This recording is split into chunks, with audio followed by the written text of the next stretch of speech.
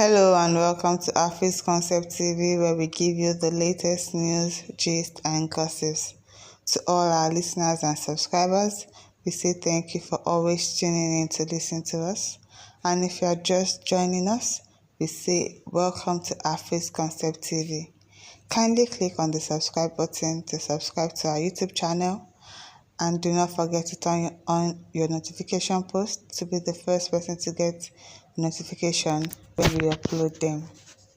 And now to the news of today. The headline: Southeast checkpoints now kill and bury. IPOB to IGP DHQ. And now to the main news. The indigenous people of Biafra, IPOB, on Friday urged the Inspector General of Police, Kayode Egbetokun, and Defense Headquarters, DHQ, to dismantle checkpoints across the southeast because they are used for criminal activities. IPOB described checkpoints in the southeast as kill and bury, adding that they are used for harassing and extorting people of the southeast. The spokesman of IPOB, Powerful, said Igbo's commuters have been subjected to all manners of humiliation, torture and forceful disappearances at the military and police checkpoints in the southeast, particularly at the Kïll and bury military checkpoints at Oku-Oji along Owerri-Onitsha Expressway. In a statement signed by Powerful, IPOB said the presence of police and military officers at checkpoints have not stopped kidnapping, armed robbery and other criminal activities in the southeast. According to Powerful, the indigenous people of Biafra, ably led by the great and indefatigable leader Mazi Nnamdi Kanu, raises alarm over the incessant military intimidation, harassment and extortion at the Kïll and bury military checkpoint mounted at Oku-Oji in Itolu local government area along Owerri-Onitsha Expressway. The soldiers at this particular checkpoint deliberately keep all the vehicles that get to the checkpoint at 10 p.m. to around 12 a.m. until each vehicle pay them 5,000 naira before they can be allowed to pass to continue on their journey. Sometimes, after unnecessary delays and extortions by the soldiers at this checkpoint, the passengers are attacked and kidnapped on the way.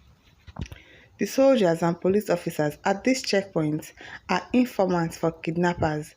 They are professional armed robbers who use guns and uniforms issued by the Nigerian government to intimidate and force people to part with their money or be delayed till the next day or even be killed. Similar incidents happened in all the military and police checkpoints scattered all over the southeast region. The uncountable number of army and police checkpoints collect 5,000 naira or more from each vehicle in the southeast region and make persons and vehicular movements difficult and expensive.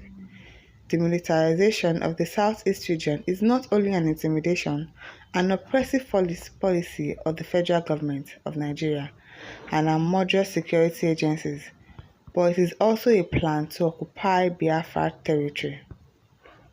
The security agencies of Nigeria also contravene UN Human Rights Commission rules regularly in carrying out their evil plans in Igbo land.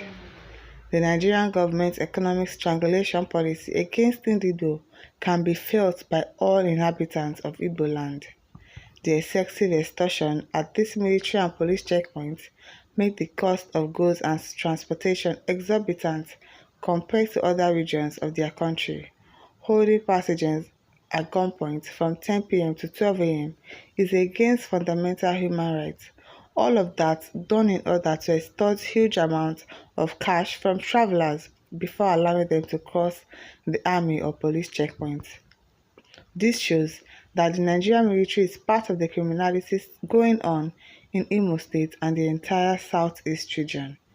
IPOB in the past has raised alarms that the military and police checkpoints in the east are part of the insecurity of kidnapping and car-snatching gangs activities. The presence of these soldiers and police officers at various checkpoints has not reduced insecurity. Instead, The Nigerian soldiers at the checkpoints are humiliating, intimidating, raping our ladies, extorting money, and passing information to kidnappers. They are working with the kidnappers who deliver shares of ransom collected from kidnapped victims to them. IPOB is called on the Nigeria Defense Headquarters and the Chief of Army Staff to withdraw and dismantle the military checkpoints in the east, particularly the checkpoint at Okuoji on Owerri-Onitsha Expressway, if they care to maintain their remaining integrity. The Nigerian soldiers deployed at the checkpoint are part of the insecurity in the southeast region. Therefore, IPOB demands that the Nigerian Army and Police dismantle all the indiscriminately positioned criminal military and police checkpoints in the southeast region and the south-south region with immediate effect. We believe that their personnel have turned the checkpoints into something else. These checkpoints are fueling the anger of the people. The Nigerian Army and Police in the East must not wait till the people's anger gets to a boiling point before they allow Indigo to breathe. The Nigerian Army should never underestimate the reactions of angry and wounded persons. Biafra people and Biafra territory have endured a lot. To me, there is an iota of truth in every situation, especially when it comes to police and soldiers. You can't even defend those people. You can't defend them because they've done so many atrocities that are even worse than this, and police that are meant to protect lives and properties will just carry their gun and shoot at individuals. So you can't even defend them. There's an iota of truth in what this writer has said, that they are part of kidnapping gangs. They would do an alliance with them, and at the end of the day they get a ransom. It might be true because the police force in Nigeria, the soldiers, all of them are a bunch of, how do I put it, of liars. They're not doing their job properly.